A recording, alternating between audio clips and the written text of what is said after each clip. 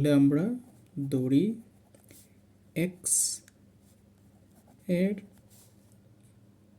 0.5% সমান 2.5 বা এক্সের আমরা যদি শতকরা তুলি তাহলে কি হবে 0.5 ডিভাইডেড বাই 100 ইকুয়ালটা এখানে দশমিক তুলে দিলাম 25/10।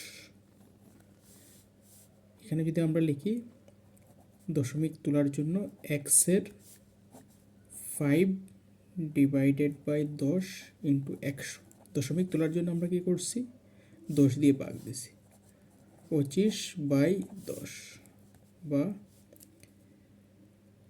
5x divided by 1000 equal to 25/10। বাকি লিখতে পারি আমরা x সমান যদি সবগুলাকে নিয়ে যাই 25 ইন্টু 1000, 5 নিচে গেল 10, তাহলে এইদিকে 10 কাটা 5 25 বা 500।